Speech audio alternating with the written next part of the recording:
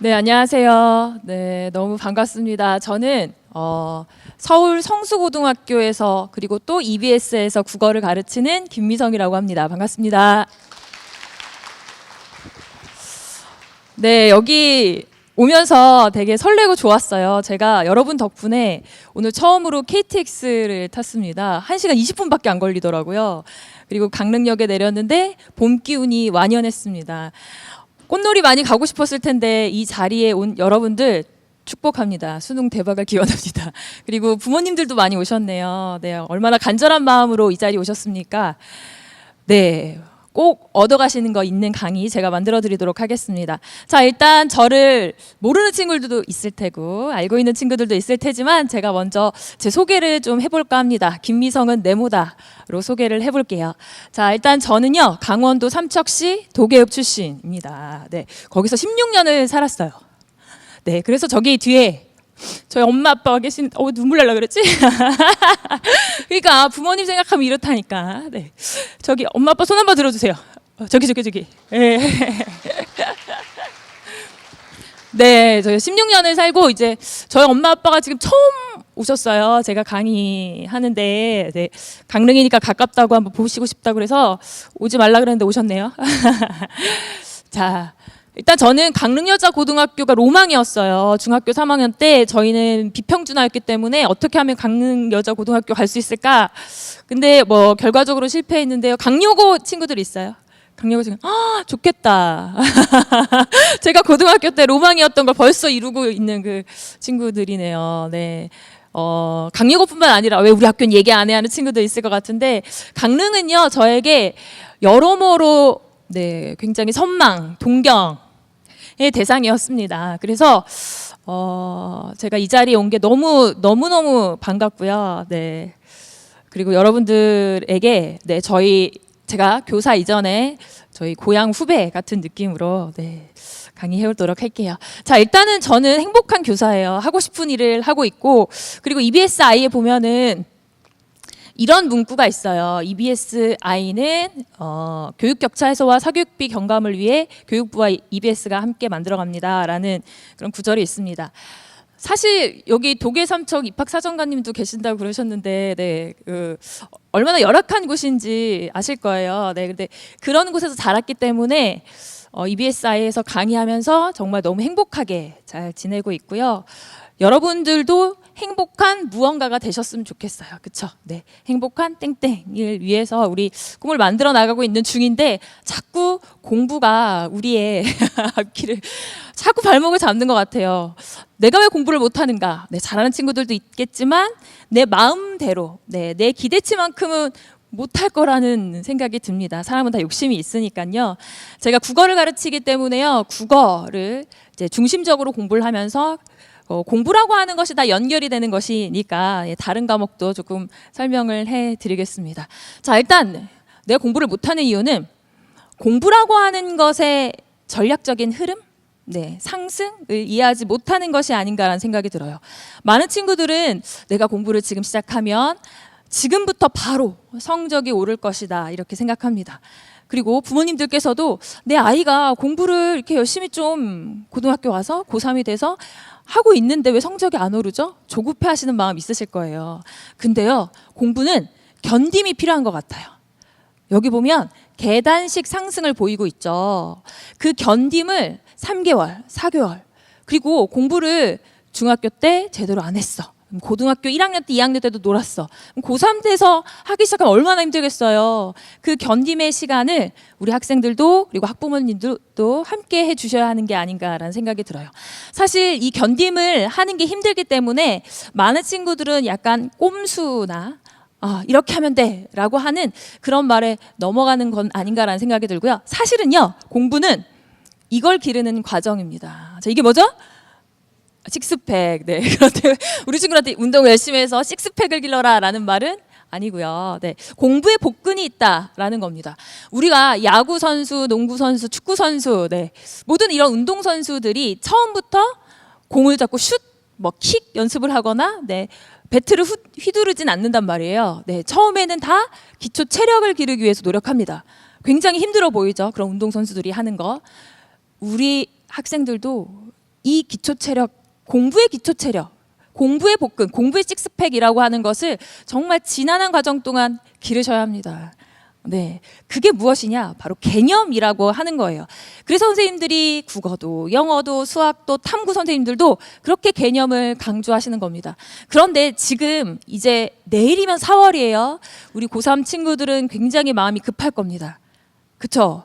중간고사 4월 말에 있죠. 중간고사 공부도 해야 되고 수능 공부도 해야 되고 공부할 과목은 왜 이렇게 많아? 그래서 이렇게 견디면서 기초 복근을 만드는 걸 하지 못하고 이런 꼼수를 쓰게 됩니다. 네, 마치 철조망 같은데 자기 배를 대고 저 복근 있는데요, 막 네, 이런 공부 형태를 보이게 돼요. 저도 학교에서 보면 그냥 문제만 계속 풀어요. 개념을 쭉 따라가면서 차근차근 쌓아 올리지 못하는 친구들이 너무 많습니다. 그런데 이런 복근은 이내 사라지고 말죠. 네, 우리가 이런 공부를 하고 있는 건 아니었나. 그냥 너무 마음이 급해서 문제풀이만 하고 있는 건 아니었나라는 것을 여러분도 한번 되돌아보시기 바랍니다. 자, 개념이라고 하는 것은 이런 겁니다. 혹시 가뿐띠가 무슨 뜻인지 알아요? 몰라요? 아니, 제가 학교에서 3학년 담임을 맡고 있는데 무슨 나름대로 제가 준비한 재밌는 말을 했는데 친구들이 가뿐띠 그러더라고요. 혹시 알아요? 여기 앞에 있는 친구 알아요? 아, 알아? 그렇구나. 역시 신세대는 통해요. 뭐예요? 얘기 좀 해주세요. 그렇지. 갑자기 분위기 띄어. 어머니 아버지 모르셨죠?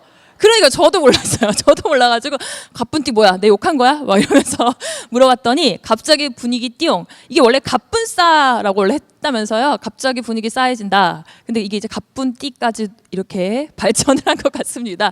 사실요. 우리가 일상생활을 하다가도 못 알아듣는 말이 있으면 되게 불편해요. 제가 학교에서 수업을 할 때 친구들이 가뿐띠라고 했는데 내가 못 알아들어가지고 굉장히 좀 불쾌했잖아요. 나 욕하는 거 아닌가? 그러면서 저는 찾아보고 물어봤죠. 학생들에게. 그래서 학생들이 얘기해 줬을 때 아, 그런 뜻이구나 라고 알고 이렇게 써먹지 않습니까? 네. 근데 우리 친구들 한번 가만히 생각해 보죠. 우리가 국어, 영어, 수학, 탐구 공부할 때 시험지에 인쇄되어 나오는 모든 말들을 다 알고 있나요? 우리가 3월에 학력평가를 받습니다. 거기 있는 내용 모르는 거 많았을걸요. 근데 나 찾아봤어요? 안 찾아봤어요? 자신 있게 찾아봤다 이렇게 얘기할 수 있는 친구 손 들어볼까요? 저는 모두 다 알고 있어요. 아, 선물 주려고. 저기 파란색 옷 입은 친구. 네, 이따가 주소 좀 적어주세요. 네, 어머님, 아버님이신가요? 학생인가요? 아니, 학생인가요? 아니, 멀어가지고 잘 안 보여서. 네, 자, 우리가 3월에 여러분 국어 시험 문제입니다. 여기 보면 서술어, 체험, 부서, 관용어, 조사, 주어와 같은 말이 나옵니다. 이 문제는 문법 문제였고요. 국어에서 오답률 79.2%, 10명 중에 8명의 친구가 틀린 오답률 1위 문제였습니다. 우리 친구들이 당연히 알아야 되는 이런 개념어가 부족해서 문제를 틀리고 있다는 거죠. 수학이요. 말해 뭐합니까? 수학 나형의 30번 문제, 가장 오답률이 높았던 문제인데요. 사실 저는 수학에서 손 놓은 지가 벌써 20년 가까이 되죠. 그래서 이거 밑에 있는 거 저거 잘 모르. 시그마 맞나요? 시그마? 네, 이거를 구하라는데 저는 못 구하죠. 이게 무슨 개념인지 모르니까. 네, 이 문제는요. 오답률 96.3%. 이런 그냥 틀리라고 내는 문제들이 있어요. 어머니, 아버지들 이해해 주셔야 돼요. 수학 틀리라고 내는 문제 최소 2개 정도 있습니다. 거의 오답률 100%에 가까운. 네, 우리 학생들 이러고 공부하고 삽니다. 네, 영어 볼까요? 말해 뭐합니까? 네, 처음부터 끝까지 가슴이 답답해 친구야. 괴로워 보기만 해도. 네, 이렇습니다. 자, 우리에게 국어 공부의 복근 식스팩이란 바로 기억, 니은이다. 제가 정말 많이 한 말이죠. 뭐예요? 그렇죠. 개념입니다. 국어의 개념, 영어의 개념, 수학의 개념. 개념이 완벽해야 수능 특강이든 기출문제든 제대로 소화해낼 수 있다는 거예요. 제가 지금 3월 말에 오길 너무너무 잘했어요.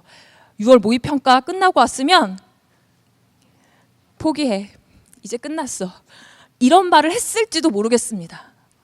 근데 아직 우리에게는 2달간의 시간이 있고요. 2달이면 개념을 2-3바퀴 돌리고도 남는 시간입니다. 그래서 너무 다행이에요. EBS I에 가면 개념 강좌가 있습니다. 들은 친구들도 있겠지만 안 들은 친구들이 있다면 마음 급하게 생각하지 마시고요. 수능 특강과 기출과 함께 갑시다. 국어에는 30강짜리 개념 강의가 있어요. 선생님도 개념의 왕도라는 강의를 했습니다만 꼭 제 거 들으라는 거 아니고요. 네, 오리엔테이션 들어보시고 자기에게 맞는 것을 들으시면 됩니다. 자, 그러면 개념만 하면 되느냐? 아니죠. 3단계의 공부가 필요합니다. 3단계의 공부. 개념은 일단 1단계로 말씀드렸고요. 또 뭐가 필요할까요? 네. 기출과 연계 교재입니다. 기출이라고 하는 것은 영어 같은 과목에서는 조금 그 순위에서 조금 밀리긴 하지만 국어나 탐구 같은 경우에는 너무너무 중요하죠. 그래서 개념, 기출, 연계 교재의 3단계 공부가 반드시 필요합니다. 우리 연계 교재에는 일단 뭐가 있죠? 2개. 수능 특강, 수능 완성 있습니다. 국어는 수능 특강이 3권이에요. 네, 수능 완성은 6월 말에 나올 거고 이제 1권입니다. 총 4권. 국어만 해도 연계 교재 4권입니다. 정말 공부할 게 많습니다.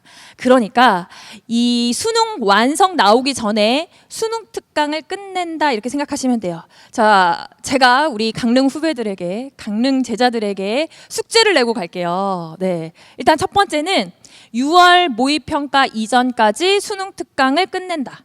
근데 급하게 끝내지 말고요. 그냥 한 번에 볼 때 자세히 제대로 보자라는 생각으로 봅시다. 알겠죠? 그 다음에 2번째 숙제는요. 아까 오답률 1위 문제 봤죠? 문법 14번 문제. 문법이 자꾸 내 발목을 잡는다는 친구들 정말 많아요. 국어에서 5문제 반드시 문법인데 그 문법 어려워서 자꾸만 주눅 드는 친구들 많은데요. 지금부터 2주 딱 시간 드릴게요. 2주. 네, 2주 동안 문법 개념을 완전히 한번 봅시다. 알겠죠?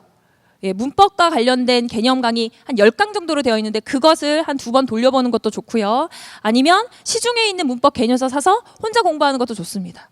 문법에 대한 자신감이 올라가면 국어 영역 전반에 대한 자신감이 올라가거든요. 알겠죠? 네. 자, 그러면 개념, 기출, 연계 교재에 이런 3단계로 공부한다라는 것은 일단 여러분들 알아두시고 기출에 대해서는 정말 많이 질문을 합니다. 국어는 기출을 돌리면 된다. 이런 얘기 정말 많이 해요. 그래서 기출 문제집도 굉장히 많고요. 뭐 마르고 닳도록 보라고도 막 그러고 막 난리도 아닙니다. 그런데 기출을 어떻게 공부하느냐가 정말 중요하거든요. 우리 친구들 국어 문제 푸는 거 보면요. 이렇게 하더라고요. 이어폰을 끼고요. 일단 고개를 이렇게 끄덕이면서 문제를 풉니다. 그러면 문제가 제대로 풀릴 리가 없죠? 네, 그 문제 풀고 난 다음에 채점을 합니다. 맞는 거는 동그라미 굉장히 크게 치고요. 틀리는 거는 별표 정도 하고 이렇게 넘어가더라고요. 아, 실수했네? 굉장히 관대하게 하고 넘어가는 경우가 있어요. 그렇게 하면 안 되죠. 네, 단순히 맞고 틀리고를 채점하는 것만도 기출 공부가 아니에요. 기출은요, 분석하는 자료입니다. 아, 이런 개념이 나왔네? 이런 문제 유형이 나왔구나. 이런 지문이 나왔을 때는 이런 부분에서 출제가 되는구나라는 것을 분석하셔야 돼요. 출제자의 눈을 기르는 것이 바로 기출을 통한 것입니다. 알겠죠? 이게 되면 그 어렵다는 독서 지문도요. 우리가 읽으면서 이런 부분에서 출제가 될 거다라는 게 예측되면서 읽어요. 여러분 이번에 3월 학력평가 보면서 너무 어려웠죠? 국어 1등급 컷이 80점대 초반인 게 말이 됩니까? 너무 어려웠어요. 국어가 요즘에 진짜 너무 어렵습니다. 특히나 이제 독서 영역이 어려운데 많은 친구들이 독서 영역을 읽으면서 내가 왜 신장에 대해서 공부해야 되지? 네, 거기 사구체 막 이런 거 나왔잖아요. 그러면서 되게 힘들어한단 말이에요. 근데 사실은 그것을 100% 이해하라는 게 아니라 중요한 정보를 파악하느냐, 출제 요소를 분석할 수 있느냐를 보는 거거든요. 자, 기출은 어떻게 본다고요? 분석한다. 단순히 푸는 게 아니다. 자, 그러면 몇 년치를 공부하느냐? 이렇게 질문한 친구들이 많아요. 얼마나 공부해야 되느냐? 수능이 제일 처음에 시행된 게 1994학년도입니다. 25년 정도 됐어요. 그렇죠? 네. 그걸 다 볼 필요는 없고요. 제가 한두 달 전만 해도 한 5개년 정도는 봐라 이렇게 얘기를 했어요. 근데 이제는 2개년 정도만 보라고 얘기할게요. 2개년. 2018학년도, 2017학년도. 왜냐면 2017학년도, 2018학년도 되면서 확 바뀌었어요. 확 어려워졌어요. 국어의 패턴이라고 하는 게 확 어려워져서 한 2개년을 보는데요. 사실 우리가 모의고사라고 하는 것은 3월, 4월, 6월, 7월, 9월, 10월 이렇게 6번 보고 11월 수능을 봅니다. 그것도 굉장히 많죠. 줄여드릴게요. 6월, 9월, 11월 수능. 제가 왜 6월, 9월, 11월 수능만 보라고 얘기할까요? 공통점이 있어요. 그렇죠, 어머니. 공부 많이 하셨네요. 네, 맞습니다. 한국교육과정평가원에서 출제하는 시험이 그래요. 3월, 4월, 7월, 10월 네, 이 모의고사 문제는 교육청에서 출제합니다. 수능을 출제하는 기관은 한국교육과정평가원이죠. 네, 지피지기면 100점 불태라고 합니다. 교육과정평가원의 출제 패턴을 알고 출제 요소를 알고 출제 전략을 알아야지 그것에 잘 대응할 수 있을 겁니다. 그러니까 6월, 9월, 11월 수능 2개년. 그러면 총 몇 회분 모의고사가 나옵니까? 곱하기 금방 되죠? 2회분 곱하기 3회. 그러면 2년 곱하기 3회분 하면 6개가 나옵니다. 6회분 모의고사를 철저히 분석하세요. 그냥 허투루 보지 마세요. 알겠죠? 네. 그래서 특히나 국어는 화법과 작문은 이런 전략을 많이 묻네. 문학, 시, 요런 요소들이 반드시 시험에 나오네. 소설, 인물을 따라가는 거. 이런 식으로 출제 포인트와 요소를 정하시고요. 문제 유형별 전략을 짜시는 게 중요합니다. 그게 바로 제대로 된 기출 공부예요. 아시겠죠? 네, 좋습니다. 자, 그런데 EBS 활용법과 관련해서 여러분들 EBS는 강의만 듣는 거 아니야 라고 생각하는 친구들이 있어서요. 아니죠. 네, 사실 강의로 많이 활용을 하긴 하지만 저도 하루 종일 학교 교무실에서 EBSI를 접속해 놓고 있어요. 뭐 친구들의 수강 후기도 보고 댓글도 달고 뭐 그런 것도 있지만 거기에서 굉장히 많은 정보를 얻습니다. 일단은 수시 논술 탭이 있어요. 실제로 EBSI 사이트에 들어가면요. 강의 외에도 수시 논술이라고 하는 부분이 있는데 거기 가면 면접, 적성고사, 그쵸? 논술고사 또는 경찰대나 사관학교와 같은 특수학교들과 관련된 그런 기출문제, 풀이 그리고 강의들이 굉장히 많습니다. 면접 특강, 자소서 특강 같은 것도 굉장히 많고요. 학교 선생님들도 그런 거 보시면서 공부하십니다. 여러분들도 공부하시면 돼요. 특히 어머니, 아버지들 다른 데 가서 뭐 입시 정보 좀 없을까? 하실 필요 없습니다. EBSI에 다 있습니다. 수시 논술 탭 들어가서 한번 보세요. 어떤 정보들이 있나. 아이들 시간 없으면 부모님이 대신해 주세요. 그러면 아이들에게 도움 많이 줄 수 있을 것 같습니다. 그 다음에 입시 정보로 가면요. 오늘 우리가 이제 이렇게 입시 설명회를 진행을 하는데 저기 카메라 감독님께서 찍고 계시거든요. 네, 이게 이 입시 정보 탭 안에 올라갑니다. 네, 그래서 우리 친구들 얼굴을 잡을 수도 있어요. 이렇게 내 얼굴이 들어갈 수도 있겠구나. 이렇게 뒤통수 정리도 좀 하시고요. 네. 자, 그리고 이제 대입 상담실이라고 하는 거 되게 강조해드리고 싶어요. 입시 상담실로 가면 이게 EBS 대입 상담실이라고 하는 것이 있는데 그 밑에 보면 친구들이 자기 각각의 개인 사정들을 얘기하면서 저는 몇 등급인데 어디 대학 갈 수 있을까요? 심지어 이런 질문을 하기도 합니다. 그러면 상담해 주시는 선생님들이 그 밑에 다 비밀글로 달아주세요. 네, 비밀글로 쓸 수 있거든요. 네, 사실 학교에서 저도 우리 반 친구들 매일매일 상담하는데 한 달에 한 명 만나는 게 참 힘들어요. 그러니까 한 달에 한 명 한 번 돌아가는 거죠. 우리 반 친구들이 많으니까. 네, 그래서 수시 쓰기 전에 저는 최대한 많이 만나고 싶은데 우리 반 친구들을 한 3번 정도 만나면 한 명당 3번 정도 만나면 많이 만나는 것 같아요. 우리 친구들은 여전히 목마를 겁니다. 담임 선생님과의 상담이. 싫으려나? 네. 자, 그런 목마름을 여기에서 해소하시면 될 것 같습니다. 대입 상담실 가셔서 자기 개인적인 상황이나 바람을 얘기하시고 상담을 하신다면 굉장히 큰 도움을 받으실 거라고 생각해요. 알겠죠? 네. 자, 그리고 이제 기출 문제예요. 기출 문제 사실 어떤 기출 문제집을 사야 하나요? 라고 물어보는 친구들도 정말 많은데요. 이거면 되지 않을까라는 생각이 들어요. 집에 제대로 잘 돌아가는 프린터만 있다면요. 기출문제 들어가셔서 과목, 또 영역, 그리고 학년도, 그리고 몇 월 이런 거 다 입력하면 다 다운받을 수 있고요. 그리고 EBSI에서 누구보다 자세하게 해설을 올려놓습니다.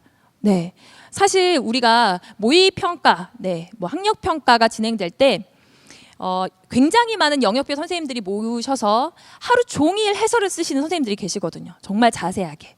그게 바로 그 주 안에 모의고사가 끝난 그 주 안에 아마 탑재가 됩니다. 그것을 활용하시면 될 것 같아요.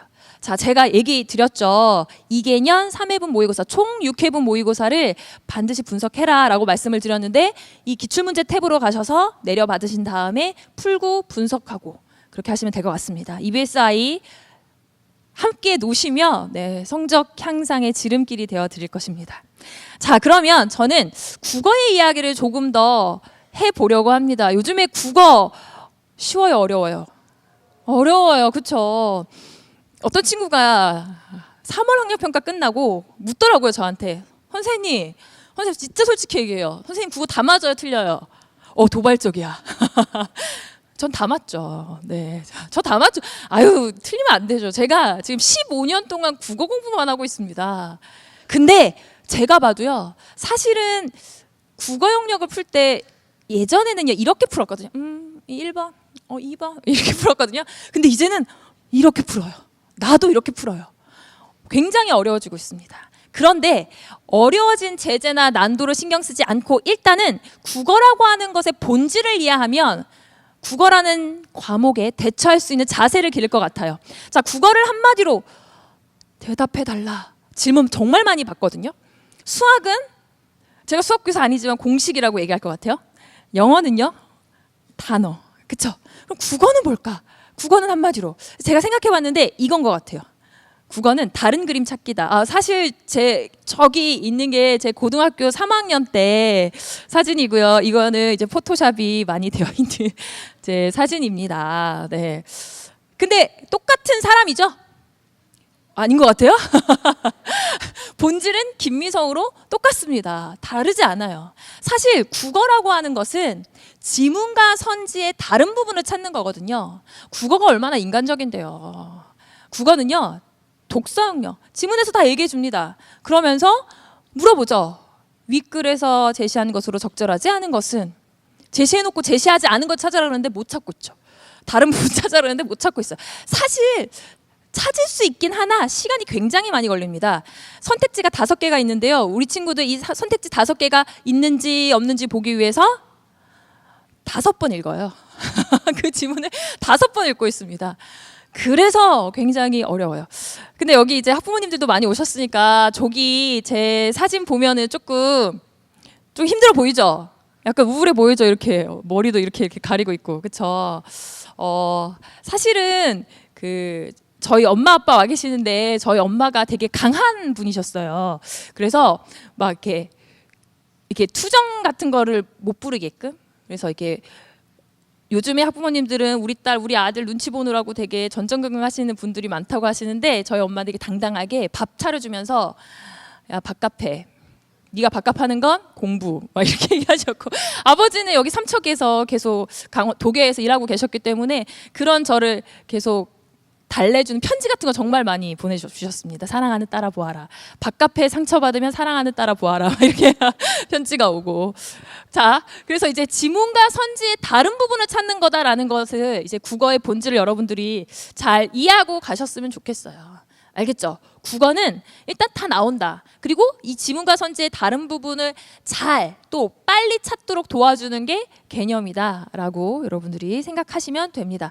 근데 저는 3월 학력평가 끝나고요. 우리 반 친구들한테 몇 명 이렇게 찍어서 야, 시험지 갖고 와봐 그랬어요. 시험지만 보고도 너 국어 잘 봤구나, 너 국어 못 봤구나를 판별할 수 있어요. 왜 그런지 알아요?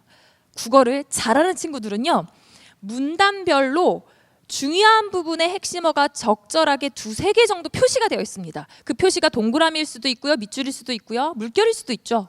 근데요, 못하는 친구들, 그래요. 아드님 따님이 그래요. 처음부터 끝까지 다 표시가 되어 있고요. 아니면 어떤 표시도 안 돼 있어요. 그러면 이게 읽으면서 눈만 움직이는 거죠. 눈만 움직이고 머리는 안 돌아가는 거예요. 그런 친구들이 정말 많습니다.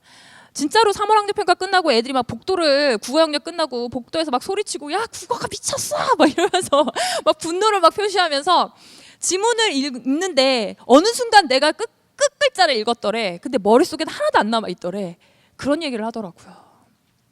핵심을 잘 파악하자인데요. 자, 그러면 제가 영역별 학습법을 조금 말씀드릴게요. 영역별로 어떻게 공부하면 좋은지.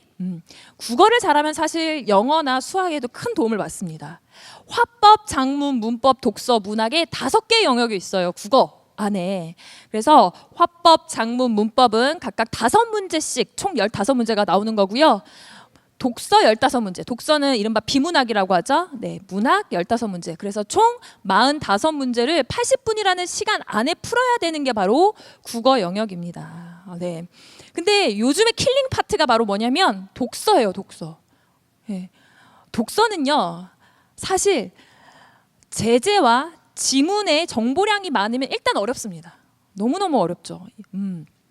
근데요, 이렇게 생각해 봅시다. 독서 영역에 처음부터 끝까지를 내가 다 이해하고 문제를 푼다? 사실 그거 저도 못해요. 시간 안에 독서 지문 주고요. 굉장히 어려운 난도 높은 정보량 많은 거 주고, 이거 김미성 선생님이 한 번 읽고 아이들에게 강의해보세요. 한 번 읽고 강의해보세요. 강의하려면 100% 이해해야 강의할 수 있거든요. 못해요. 저도 강의하려면 여러 번 읽습니다. 그런데 한 번 읽고 문제 푸는 거 다 맞느냐? 다 맞아요. 그건 뭘까? 제가 사실 이거 강약 독해를 만든 말이에요. 강약 독해. 강하게 읽어야 되는 부분과 약하게 내용 파악만 하고 넘어가도 되는 부분이 정해져 있다는 거죠. 즉 독서 영역에 강하게 읽어야 되는 부분은 바로 출제로 연결되는 부분입니다. 자, 어느 정도 감이 있다 하는 친구들이 있어요. 선생님, 제 옆 친구는요, 그냥 독서 지문 한 번 읽고 문제를 다 맞더라고요. 걔는 국어의 신인 것 같아요. 국어의 감을 타고난 것 같아요. 하는 친구들이 있습니다. 아니거든요. 국어의 감 타고난 친구들, 유전적으로 막 그런 친구들 한 전국에 한두 명 있나 봐요. 네, 한두 명 있는데 우리 것은 아니고요. 네. 어떤 친구가 이런 얘기를 합니다. 작년에도 제가 고3 담임을 했었는데 국어를 막 열심히 하면서 하루에 뭐 매일 세 지문씩 뭐 한대. 그러면서 감을 잃지 않으려면 그렇게 해야 된대. 그래서 제가 물었죠. 너 진짜 솔직히 얘기해봐. 너에게 감이라는 게 있긴 있어? 잃지 않아야 되는 감, 유지해야 되는 감이 진짜 있는 거야? 라고 물었어요. 그랬더니 그 친구가 마상 막 이런 얘기를 하더라고요. 마음에 상처 입었다고. 근데 자기를 한번 되돌아보세요. 진짜 내가 감이라고 하는 게 있어서 그걸 유지하는 건지 감조차 없는 건지. 국어라고 하는 건 어렸을 때부터 책을 많이 읽은 친구들이 독해도 빠르고 어휘력도 풍부해서 조금 쉽게 가는 건 맞습니다만, 여러분이 어렸을 때부터 책을 안 읽어서 독서량이 부족해요. 그럼 지금 책 읽을 거예요? 누가 내 머리에 똥 쌌어, 여기서부터 이제 시작해서 읽을 거예요? 그건 아니잖아요. 그러니까 이렇게 하시라고요. 강약 독해 하시라고요. 자, 이 강약 독해라는 말은 또 제가 만든 말이에요. 예, 독서 영역에 강하게 읽어야 되는 부분과 약하게 읽어도 되는 부분이 정해져 있다는 걸 만든 말인데요. 사실 노래가 그렇더라고요. 노래가. 저희 부모님 뭐 저 다 음치예요. 근데 이제 저희 부모님 아버지가 노래를 어렸을 때 이런 노래 되게 많이 불렀던 것 같은데, 이 세상의 부모 막 노래를 불러도 이런 노래 불러. 다 같은 마음 막 이런 노래 부르셨던 것 같은데 되게 노래를 못 하셨어요. 사실 죄송해요 아빠. 네. 근데 음치의 특징이 뭐냐면 처음부터 끝까지 똑같아. 음이 똑같아. 강약이 없어. 근데 노래를 부를 때 발성 연습부터 그냥 기초부터 되지 않더라도 예를 들어 강양약, 중간양약 요 정도만 조절해도 굉장히 잘 부르는 것처럼 느껴집니다. 한번 해볼까요? 야야야 내 나이가 어때요? 괜찮죠? 노래 못하지만 그렇게 강약 조절만 하면 어느 정도 들을만해져.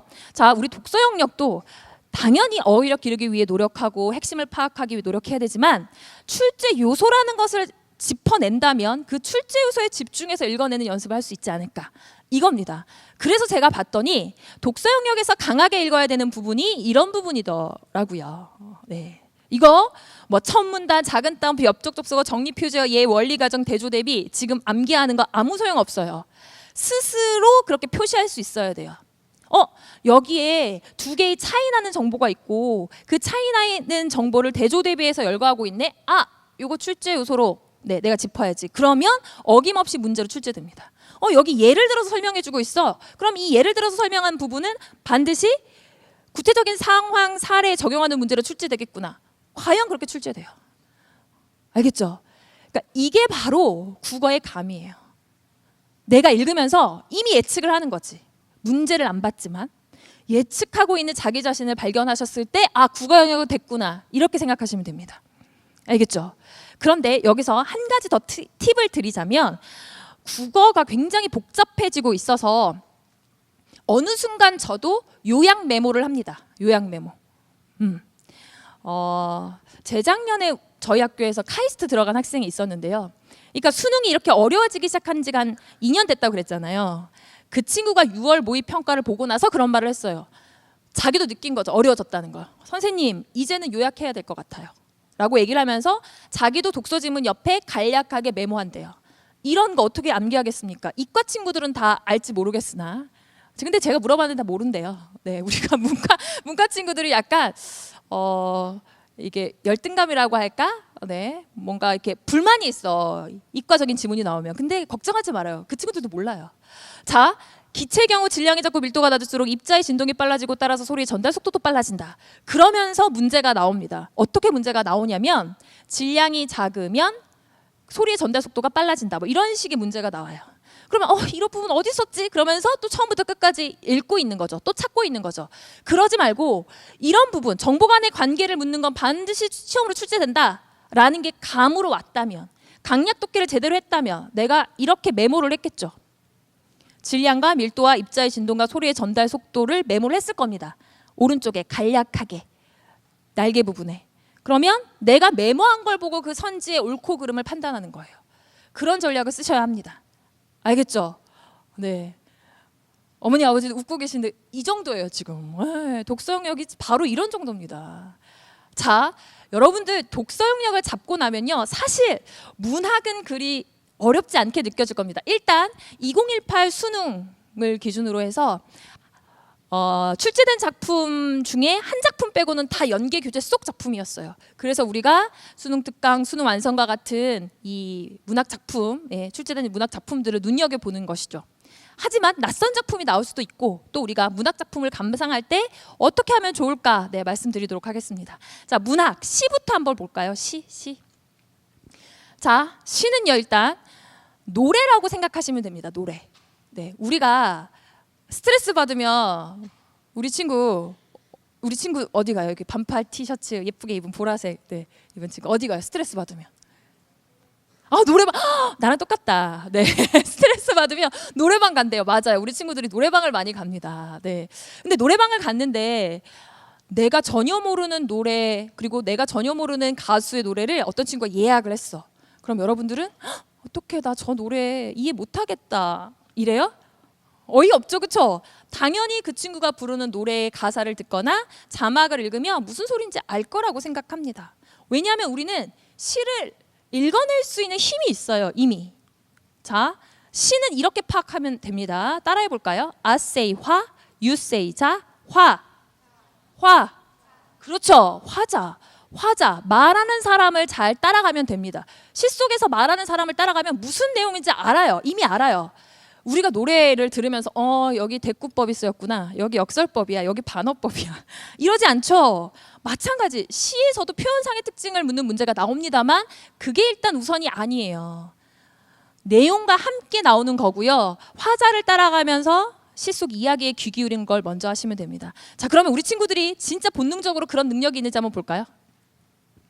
네, 옥상달빛의 수고했어 오늘도라는 노래예요. 한번 불러볼까요? 수고했어 오늘도 아무도 너의 슬픔에 관심 없대도 난 늘 응원해 수고했어 오늘도 빠밤. 이런 노래입니다. 듣기만 해도 어때? 가슴이 따뜻해. 나보고 수고했대. 나 오늘 논 것 같은데 그죠? 토닥토닥 이렇게 응원해주는 그런 노래입니다. 이걸 보면서 기분 나쁜 친구는 아무도 없을걸요? 이게 바로 우리가 시를 읽어낼 수 있는 힘이라는 거예요. 근데 제가 이렇게 얘기를 했더니 어떤 친구가 그러더라고요. 선생님, 들어도 무슨 소리인지 아는 노래를 갖고 오셨으니까 그렇죠. 모르는 노래도 있거든요. 근데 진짜 그런 노래 있더라고요. 재작년이었나요? 우리 학교 학생들이 점심시간마다 떼창을 하는 노래가 있었는데 정말 너무 좋아. 리듬이 너무 좋은데 못 알아듣겠는 거예요. 우리 한번 파악해 볼까요? 버뮤다 트라이앵글, 지코. 이 노래 알아요, 여러분? 한번 불러볼까요? 손목에 롤렉스 이제 보링 길거리도 배우린 노래 놀이라 보기엔 이건 범죄 또 내리면 기라메이죠. 연습해도 잘 안 돼요 이거. 네. 자, 이런 노래였어요. 굉장히 되게 신나는 노래였는데 분석해봤어. 이게 직업병이야. 가사를 봤는데 내가 이제 부자가 됐는데 보링, 지루해. 내 노래가 도배를 하는데 이건 범죄에 가까워. 근데 왜 get out my 내 구역에서 나가! 왜 그러는 건지 모르겠어요. 근데 여러분 가만히 생각해 봅시다. 시라고 하는 것도요 중점적으로 무게 중심을 둔 부분이 다를 수 있다는 거예요. 이것은 그루밍 타면 되는 거 아니에요? 이 노래는 사실 그렇지 않아요? 우리 수능 특강 교재 문화 어디까지 공부하셨는지 모르겠습니다만 김춘수의 샤갈의 마을에 내리는 눈. 네, 김춘수의 꽃 유명하죠, 그렇죠? 근데 샤갈의 마을에 내리는 눈이라고 하는 시가 있어요. 근데 그 시는요, 사실은 이미지 중심의 시예요. 이미지 중심의 시. 이미지를 제대로 읽어내는 게 핵심인 시입니다. 그러니까 시마다 화자를 잘 따라가되 중점적으로 읽어야 되는 부분이 다르다. 이런 것만 생각하면 낯설고 어려운 시도 여러분들이 헤쳐나갈 수 있는 힘이 있지 않을까라는 생각이 들어요. 자, 그러면 이제 소설로 한번 가볼게요. 자, 한번 손 들어볼게요. 선생님, 저는요 시보다는 소설이 좀 더 어려워요. 저는 소설이 좀 더 어려워요. 하는 친구. 별로 없어요. 네, 여기 한 명 친구가 이제 손 들었다가 잠깐 내렸는데, 우리 친구들한테 이제 시가 왜 어렵니? 그러면 짧아서 어렵다 그러고, 소설이 왜 어려워? 그러면 길어서 어려워요. 이렇게 얘기를 합니다. 이래도 저래도 어렵다고 그렇게 얘기하는데, 특히 소설이 어려운 이유는 뭐냐면 발췌해서 싫어요. 처음부터 끝까지 내가 줄거리를 다 알고 있다면 그 안에서 요 장면이 무엇인지 알 것 같아요. 근데 줄거리도 모르는데 한 두세 장면으로 어떻게 알아는 거예요? 이런 불평을 많이 얘기합니다. 네, 이해해요. 하지만 그거는 여러분이 능력이 있는데, 네. 자, 예를 들어 보겠습니다. 여러분이 엄마 아빠가 이제 텔레비전 드라마를 보고 계실 때 같이 옆에서 나도 드라마 볼래 하기 쉬워요 요즘에? 아유, 안 쉽죠, 그렇죠? 예, 눈치가 보입니다. 그래서 집에서 공부를 하고 있다가 물을 마시면서 살짝 이제 이렇게 곁눈질로 봤어. 드라마 한 장면을 봤어. 난 줄거리 몰라. 근데 그 한 장면을 봤는데 이런 사람이 나와가지고 너와 함께한 모든 날이 좋았다. 날이 좋아서, 날이 나빠서, 날이 적당해서, 모든 날이 눈부셨다 이러고 있어. 그러면 내 가슴이 어때? 나한테 하는 말 같고 막, 그쵸? 나도 사랑에 빠질 것 같고. 아니, 줄거리 모르는데 어떻게 알아? 지금 하고 있는 거잖아요, 그쵸? 여러분들은 지금 뭘 한 것이냐면요, 소설도 파악하는 방법 따라해 볼까요? I say in, you say 물, in. 네, 인물을 잘 따라가면서 인물의 성격, 심리, 태도, 캐릭터를 이미 파악하고 있는 겁니다. 네, 아니 드라마는 제대로 파악하면서 왜 소설은 못 읽는다고 그러세요? 두세 장면 나오더라도 그 안에 있는 인물을 잘 따라가면서 인물이 처해 있는 상황, 인물의 어떤 심리, 성격, 태도를 충분히 파악할 수 있습니다. 단 적극성을 가지세요. 머릿속으로 영상을 한번 돌려보세요. 알겠죠?